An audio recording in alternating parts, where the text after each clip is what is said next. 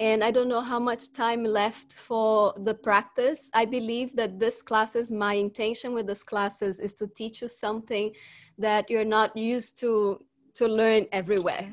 For asana, yoga asana, stretchings, you can do. There's 1 million yoga teachers everywhere you look that will teach that. So let's see. For me, this is my priority would be to teach you the things that I think it's more valuable than, not more valuable is not the right word, but you know, just know that yoga is not just postures, and most people teach postures, and I'm here with a different propuesta, different offering, that is to teach you theory and also all the techniques as for hypnosis and breath work and etc., which is my specialty. So Soundaraya Lahari is a text that was written by Adi Shankara. Adi Shankara was a great personality, a character in history. He was the voice of Advaita Vedanta. If you guys have interested to know deeply about the history of yoga, I really recommend a documentary called Yoga Unveiled. It's a great documentary. If you haven't watched, write down the name, Yoga Unveiled. I think it's a 2-hour documentary that will teach you all about the history of yoga from its very beginning to the time that we're passing. But just so you understand, let's take the analogy of a tree. And the yoga first, the roots of the tree is known as the yoga pre-classic, where the yoga was mentioned here and there in the Vedas. In the beginning, yoga was mostly incantations and rituals, fire ceremonies and rituals of many kinds mentioned in the Vedas. And then imagine this tree having a trunk. So the trunk of the tree is known as the yoga classic that was written by Patanjali about 300 years after Christ. So he codified the yoga in a way that would be accepted again by society in India, because the yoga in the beginning, like I said, was a lot about rituals and incantations, and it was very close to Tantra. So Tantra and Samkhya philosophies are the father and mother, considered to be the father and mother of yoga. And as you know, Tantra is also a very complex school of thought. The word Tantra means Tanoti Trayate, expansion and liberation. So they have all these different techniques to expand consciousness, and different schools of Tantra as well. So we have what we call Dakshinachara Tantra and Vamachara Tantra, or the Tantra of left hand and right hand. So some of those practices was using alcohol, even eating flesh meat, going to cemeteries, and all kinds of crazy practices. And the other side, the right hand Tantra, were more classical. But because there was so many diversions in the teachings of Tantra and yoga at that time, and also the Vedanta, or the philosophy of India, the most primordial way of thinking of India was being influenced by Jainism. I don't know how to pronounce that in English. Jainism, I think it is. Jainism and Buddhism. So at that time, Buddhism was in vogue. So when Patanjali wrote the Yoga Sutras, so his idea was to bring the yoga back to the mainstream practice so it wouldn't get lost in time. And Adi Shankara was one of those men that lived more or less in that same time, that wanted to bring back those practices of Vedanta back to the day-to-day life. The people were starting practicing more Jainism and Buddhism. So he was the exponent of Advaita Vedanta, and he wrote many of the most important books. He was such a scholar, he was so incredible in his intellect that he finished school at 12 years old. The school, like, you know, the time of that time, not the same school that you think of these days, but all the studies of the scriptures. And he would travel around India with debates. You know, at that time, the philosophical schools, they would sit together, the philosophers, and they would discuss, just like in the West, in the times of Descartes and all those philosophers. So they would have those debates, and Adi Shankara would always win the debates, even though he was 13, 14 years old. And that was how he influenced the whole India. And he built 4 temples, one on each point of India, north, south, east, and west, to relieve the philosophy of Vedanta in India. Okay, so there was a lot of people that was jealous of him, and there was all these disputes because he was such an influential man, and he died at age of 32. So before he died, before the age of 32, he did all these incredible scriptures and writings. You know that in the beginning, those philosophies was passed from guru to disciple in the word by mouth, which is called parampara. And Adi Shankara was the first man who decided to put those teachings into written form. So he wrote many commentaries also on the Upanishads. And if you don't know, the Upanishads is like the resume or the last part of the Vedas, the 4 Vedas. Sama Veda, Tharva Veda, Rig Veda, and the Veda, I've forgotten it. So there's 4 Vedas, and the last part of the Vedas is the Upanishads. And Adi Shankaracharya was the author of Upanishads. So this is this incredible creature. And there's many legends about him and about how he wrote the Soundaraya Lahari.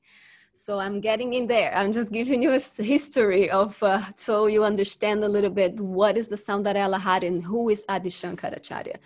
So there's a legend. I don't know what is true, if it's true, but I heard from a Swami friend of mine that Adi Shankaracharya, he had all these people that was, like I said, jealous about him and his wisdom, and was not in accordance with his teachings, and poisoned him and tried to kill him. Actually, he disappeared at the age of 32, and nobody knows what happened to him.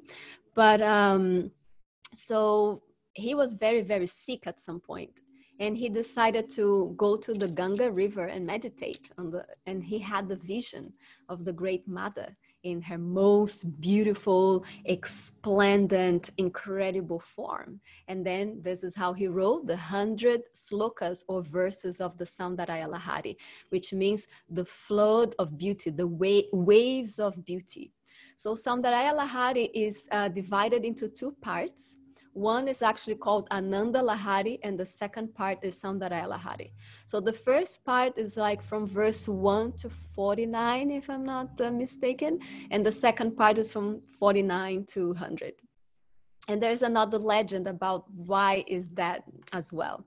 So it says that Swami Adi Shankaracharya was going to the Mount Kailash to praise for Shiva and Shakti, and Shiva and Parvati, and he then received this text by Shiva himself meditating.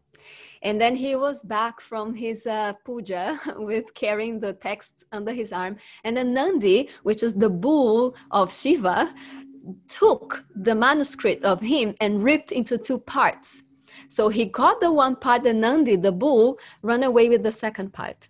So Adi Shankara went back to Shiva and said, Lord Shiva, I'm so sorry, but this is what happened. And he tells Shiva the whole story.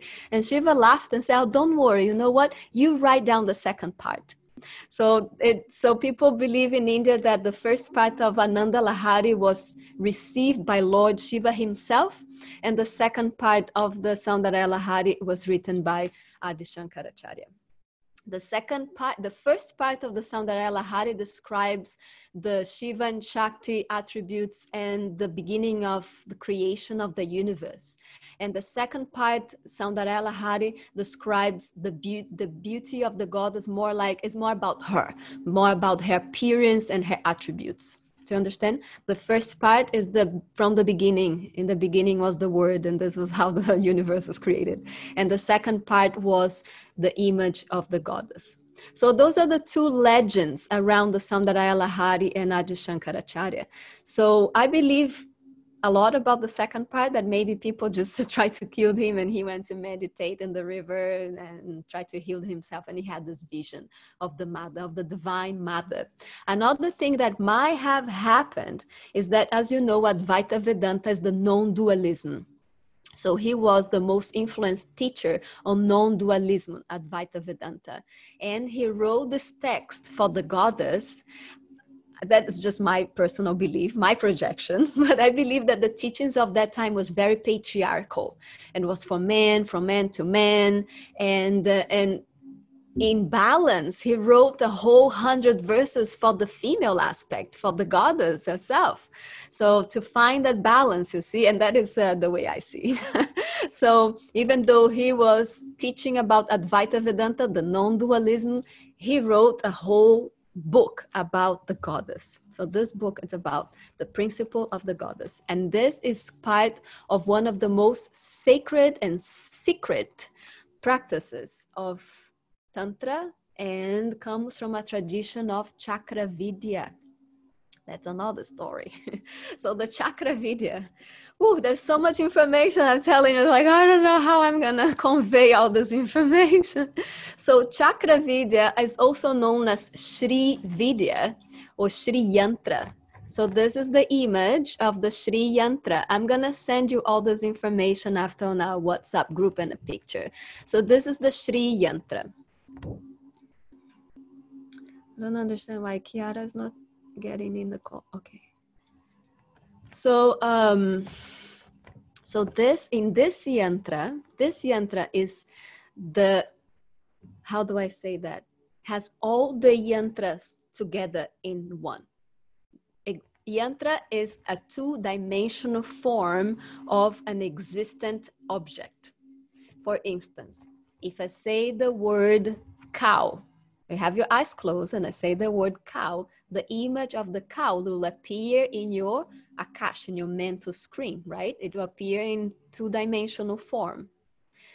And you also have the full image of the cow when you see one in all her 4D dimension, 5D, I don't know which dimension it is when you see something with all their forms. You can tell me if you know. But I know this is a two-dimensional. And there's a form of Shri Yantra that is three-dimensional. It's when this triangles, they can come out of the flat image. It's also called a mandala, okay, in India.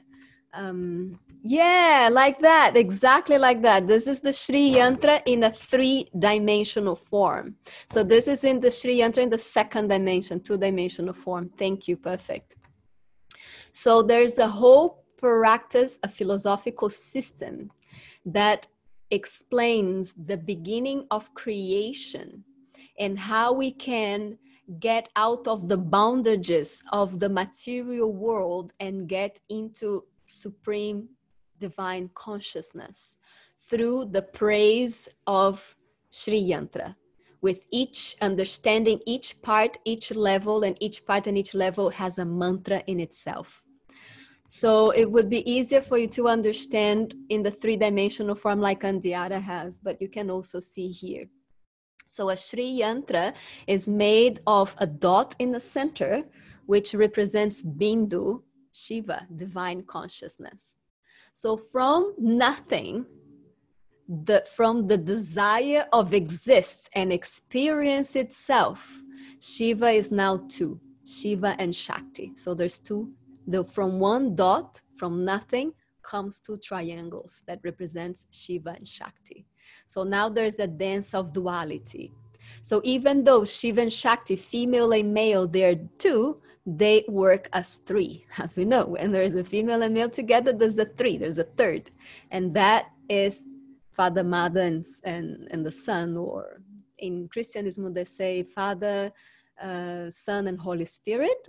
I really dislike that because I think it's a patriarchy way to remove the mother.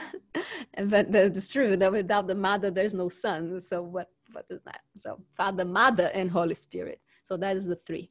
So, and then from that, there is all those triangles, they represent something, but they're the perfect combination of the divine feminine and divine masculine. And then you have two circles with the petals, and then you have the square.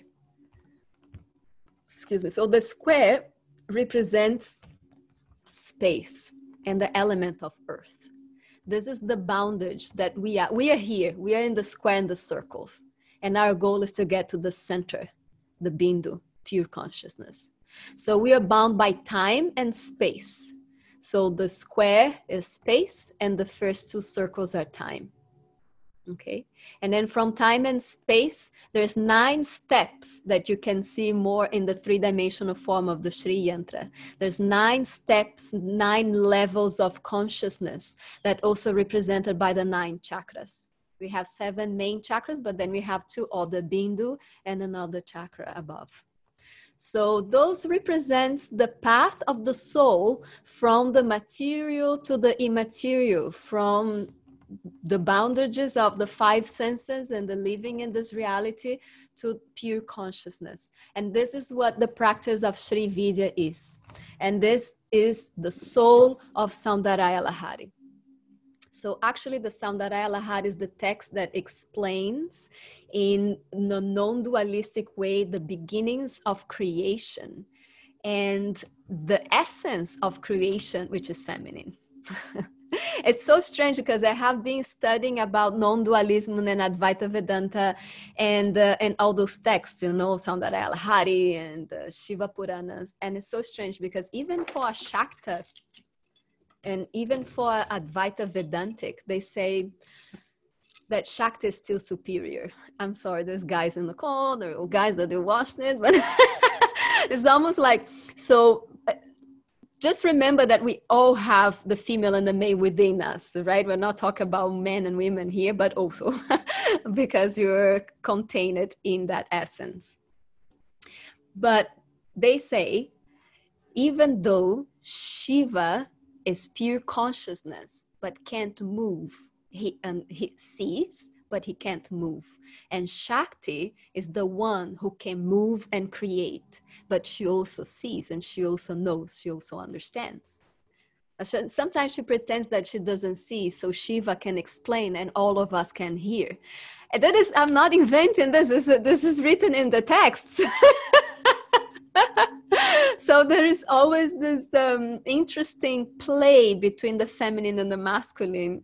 And also if you see in the chromosomes, it's believed that the female chromosome is more complete than the male chromosome. It's almost like the male comes from the female. You know, there's the tunnel that the man, all men, he needs to pass through is the feminine tunnel to be able to come to this life.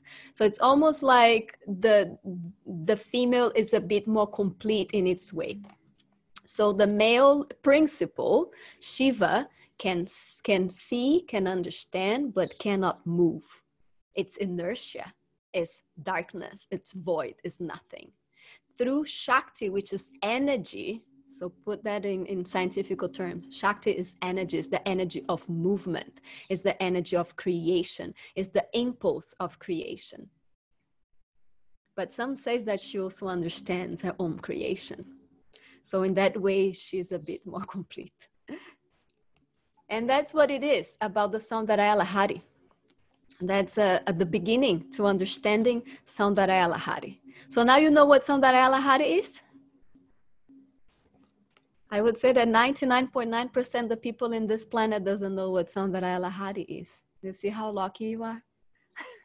I wrote down a lot of notes. Let's see if I am forgetting to say something, but I can send all this to you.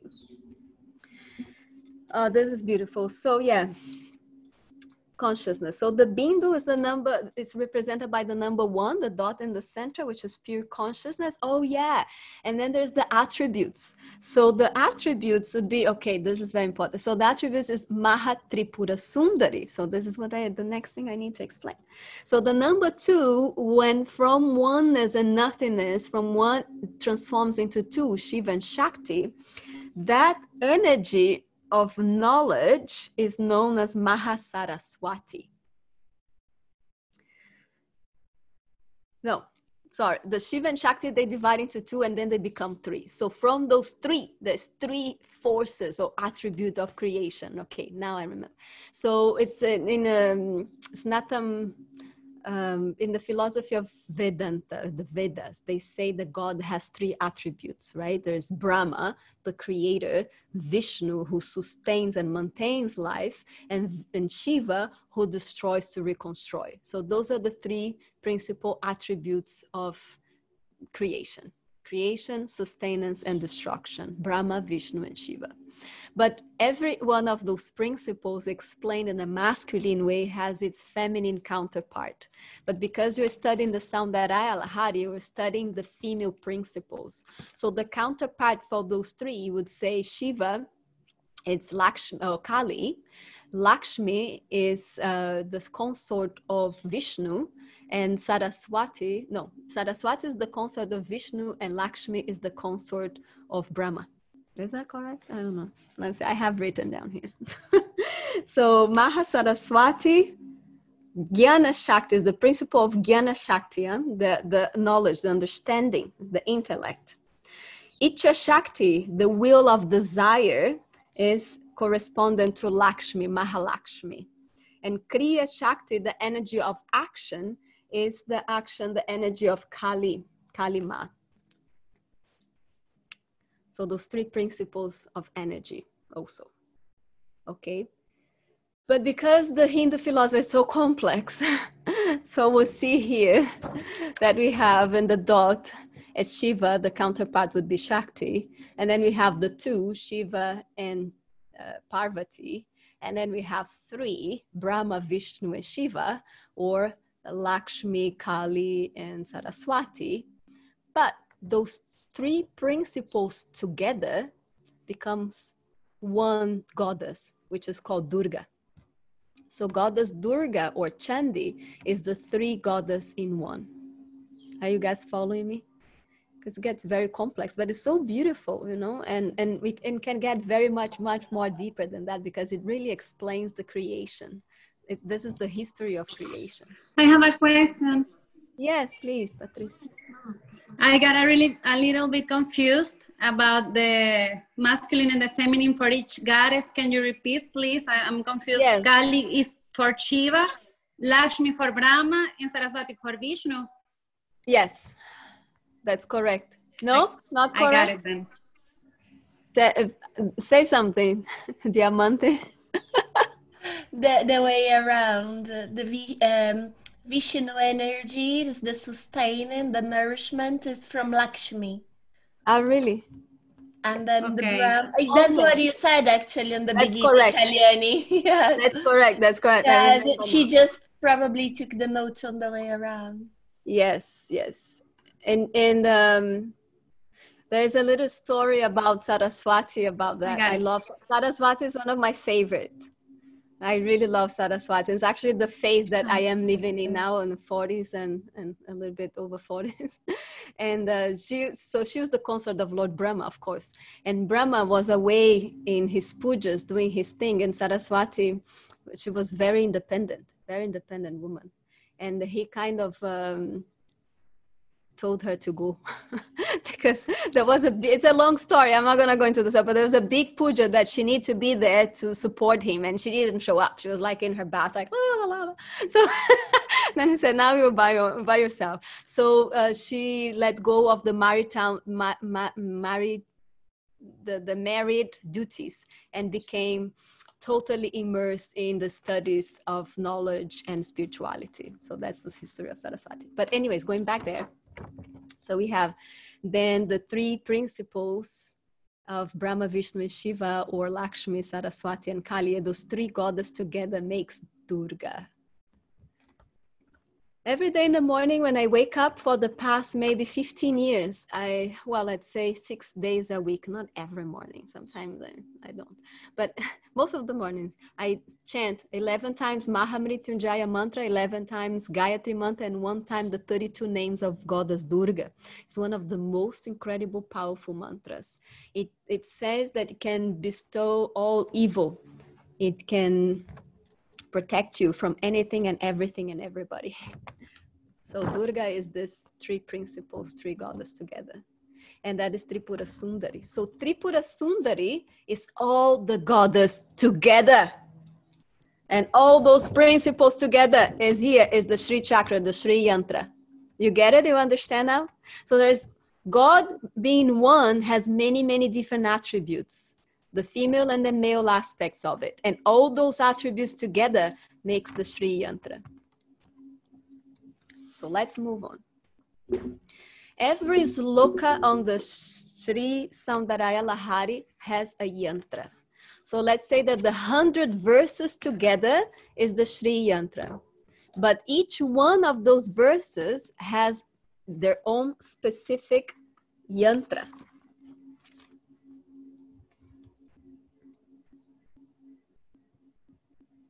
Can you see that?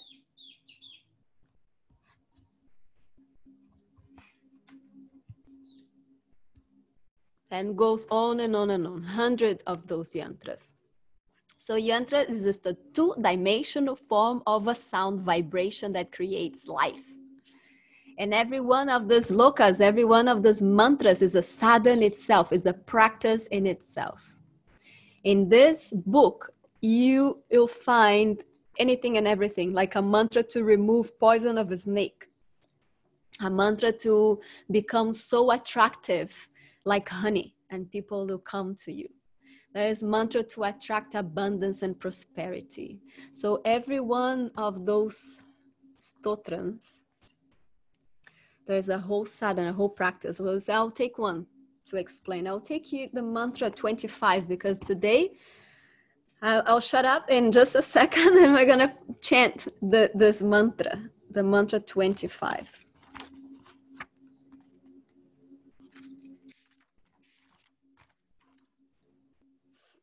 So this is the yantra of the mantra 25. You probably see upside down, but I'll send a picture for you. And then it says this. The purpose of this stotram, or this yantra, highest place of honor and dignity in the world is secured. Advancement in professional career. So this is one of the reasons why we start in my school. Different schools start with different mantras. In Bihar School of Yoga, we start chanting the Soundaraya Lahari with the mantra 25, and we finish with the Stotram 25.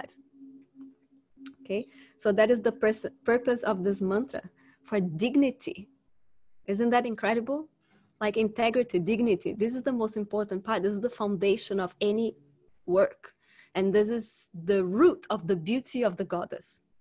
A goddess that is just beauty from the outside, but has no integrity. She has no goddess Shakti power in her.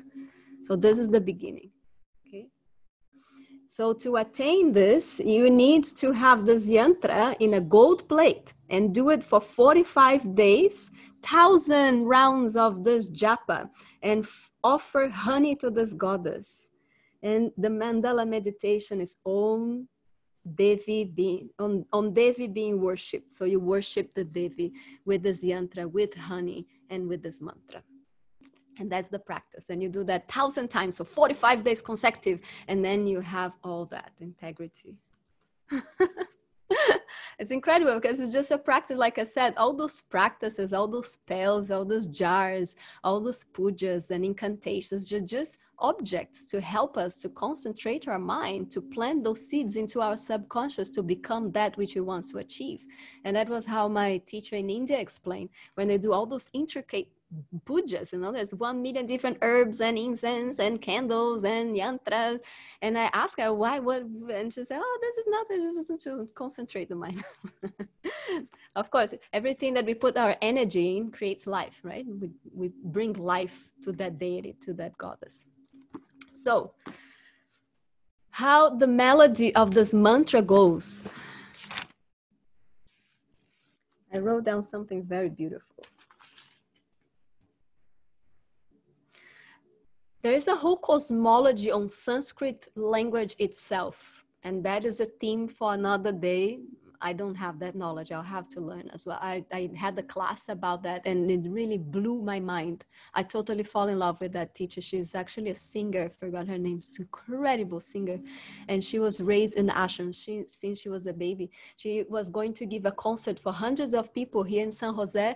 And the day before, I received this mystery message saying, hey, I have this artist in my house and she needs a harmonium. I know you have one. She wants to do a very small, intimate concert for us. And I went with my harmonium, and then I met her, and she gave this whole class on the cosmology of the Sanskrit language.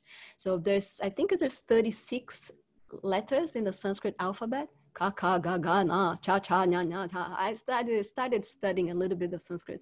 And each one of those letters is the number of vertebrae in our spine.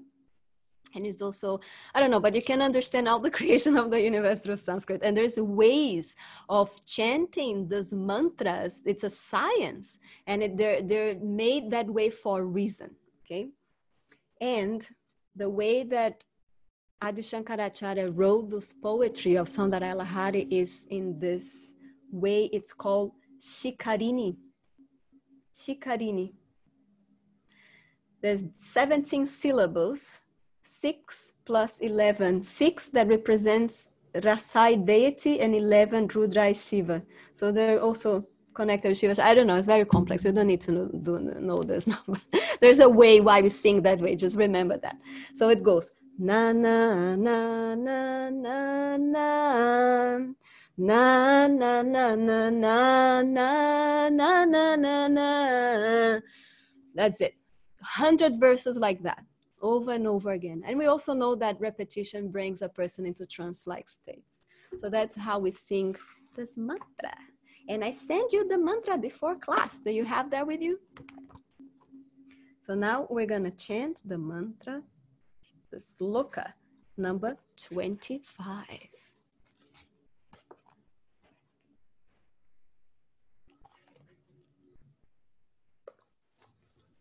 I wish I could chant the mantra with my Shruti box, but I didn't have the time to know which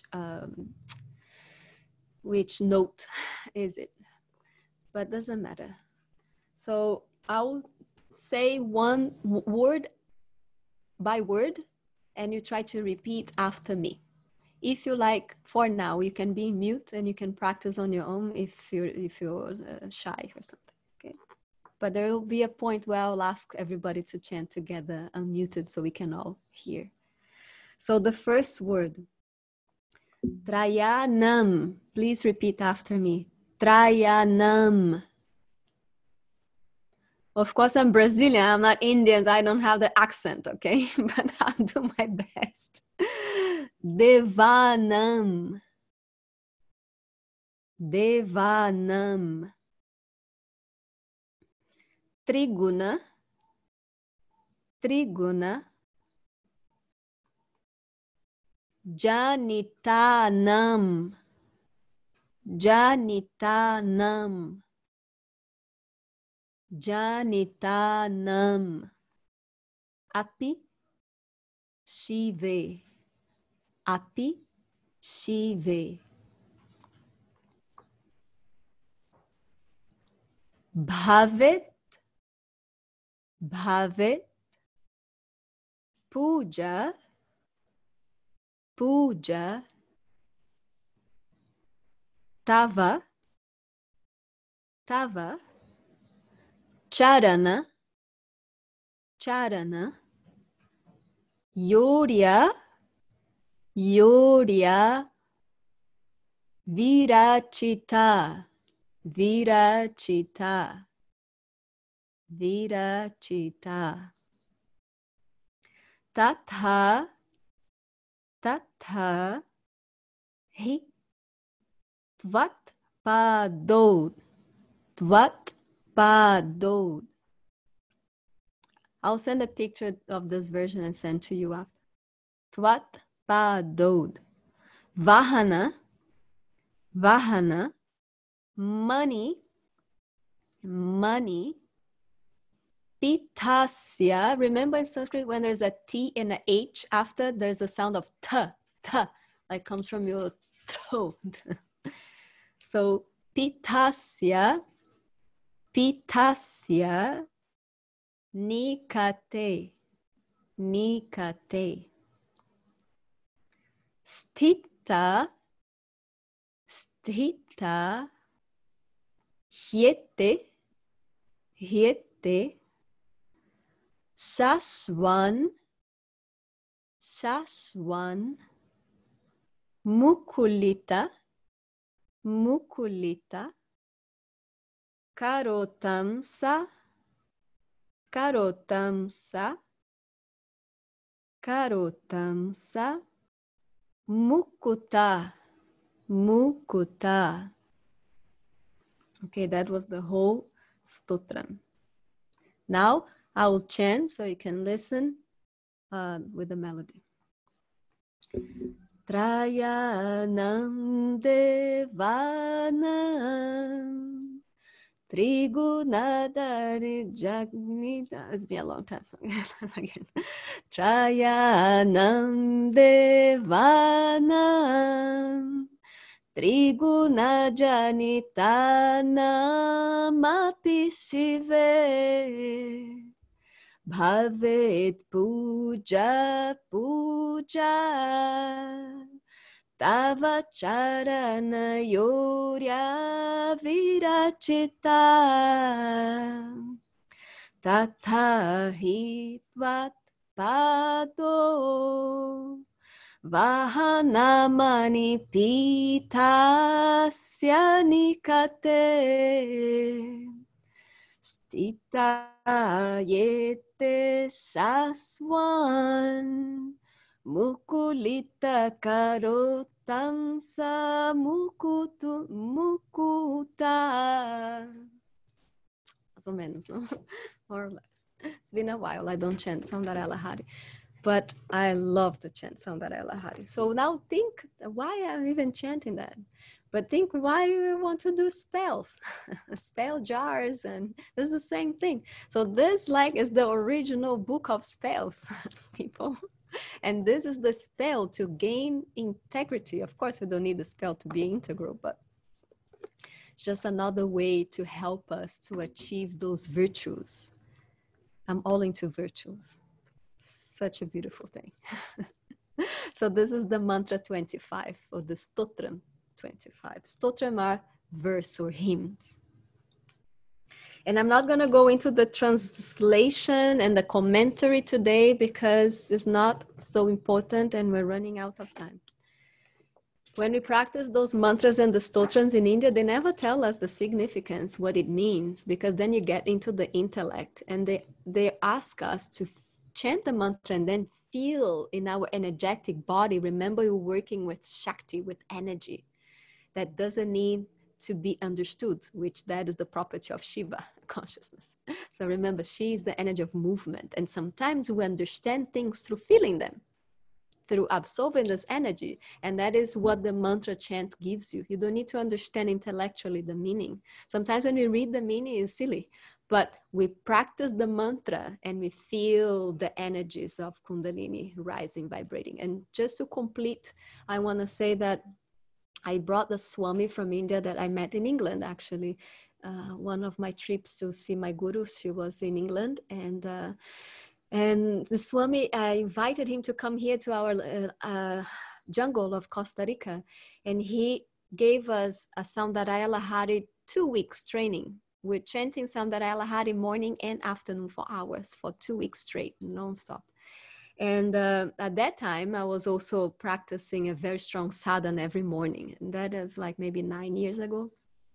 And I had a dream one of those nights while in the middle of the training that my whole body was expanding. I was lying down in bed and I could feel my whole body expanding and expanding. The atoms of my body was becoming huge. And I was like this huge creature. I could feel in my physicality that I was not fitting in the bed.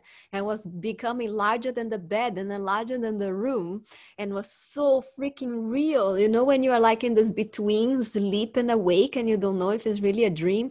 And then in the morning, I asked Swamiji, I had this crazy dream. And then in my dream, I was writing in a book over and over and over again the word Mahima, Mahima, Mahima. And I don't know what Mahima is. What is Mahima?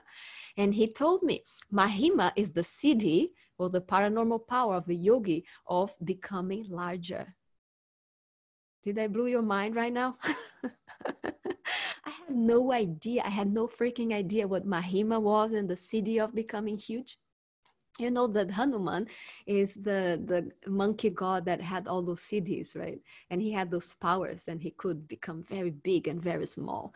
And there's people that I know, one person, one of my closest friends, he levitated. He was one of the closest disciple of Maharishi back then in the 60s. And he flew from across the room and broke his arm.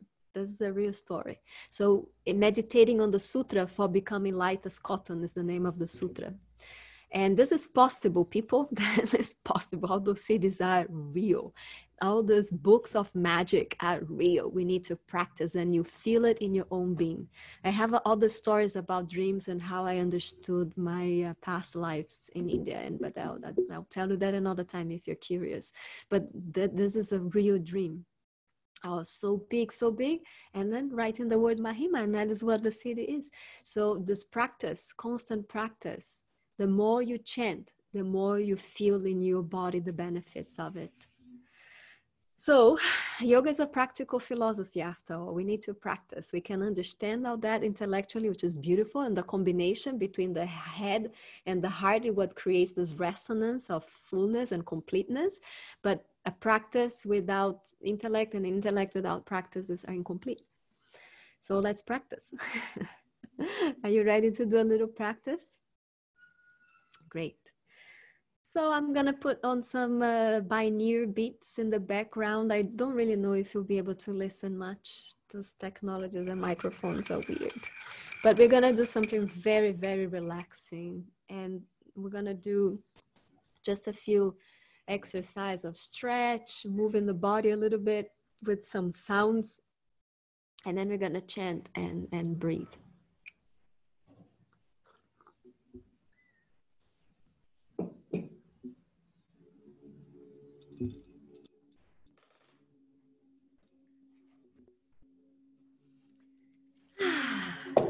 Very nice.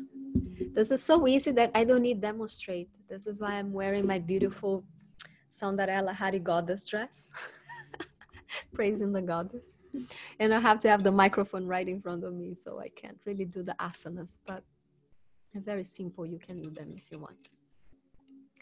So let's begin sitting in a comfortable position. Find a comfortable place to be. If you want to have the camera on, fine. If you don't, if the camera is not on you, that's perfectly fine as well. If you want to show your beautiful selves and your practice for us and inspire, that it's super welcome. Feel comfortable and free to do as you please. So we have our spine tall and straight. You can close your eyes for a moment. And we begin concentrating and just being aware of the breath.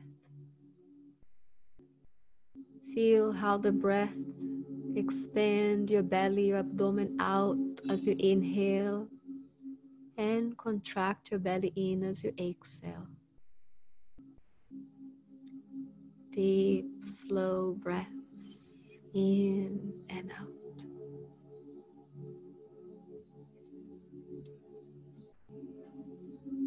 And allow this breath to relax each and every part of your body, each and every part of your being.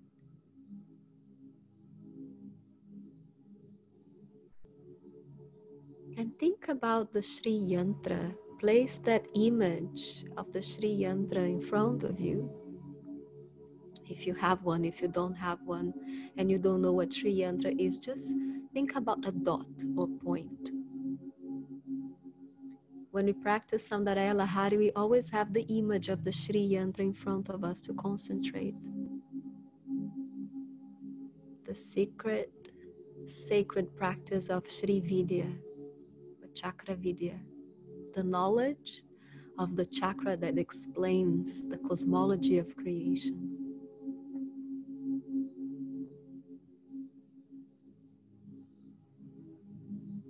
So think about that dot, that Sri Yantra, and feel the energy of creation within yourself in the form of Shakti, in the form of energy.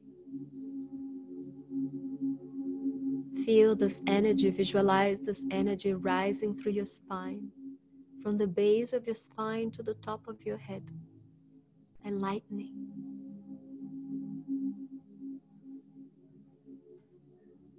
Feel this energy expanding from the center of your being, from your spine out through the periphery, your arms and hands and fingers, your legs and feet and toes. And honor this energy of creation.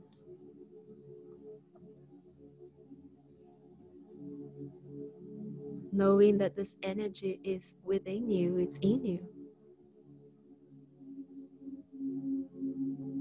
The life force that ignites, transforms, and creates.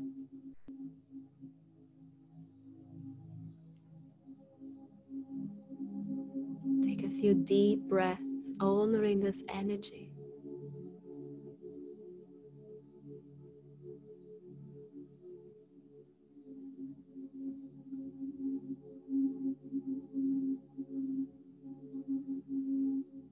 Then let go of this dot. Let go of the image of the Shri Yantra and bring to your mind an image of a symbol of a powerful woman. Anyone you know in your life. Can be your mother, a best friend, someone you admire, or might be just yourself.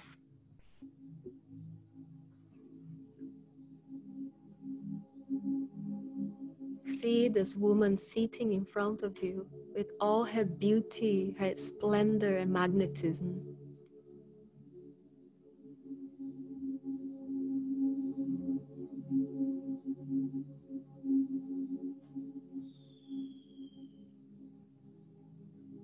Feel her power. Feel her beauty. Today we honor her. We honor the female, the feminine principle of creation, the energy of creation.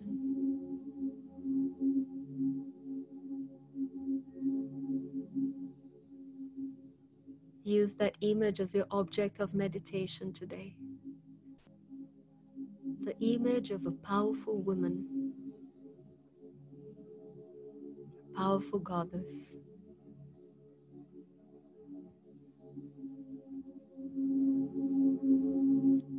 Maybe she would change forms. Maybe at some point she's your grandmother, a teacher, mother, sister, friend.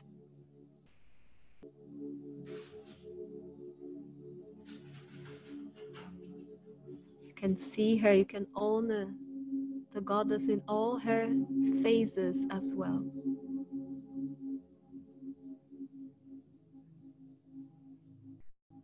The child, the virgin,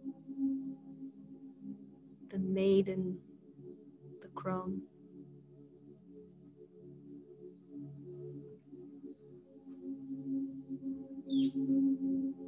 And as you look at her, she looks at you.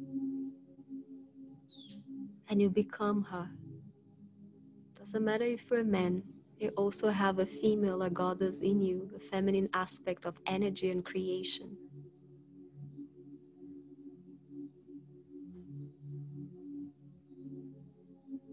So become her, become this principle, this power, this force. Know your power.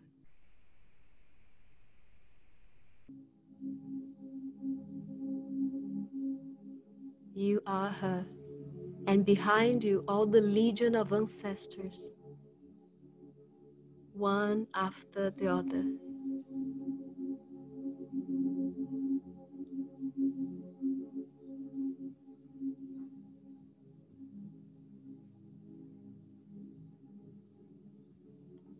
You can take one more deep breath here, and without losing this awareness, you can slowly begin to move your body. If you're sitting cross-legged, just move your trunk in a circular motion.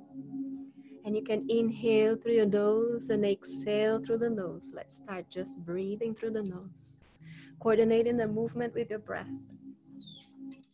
Inhale, exhale.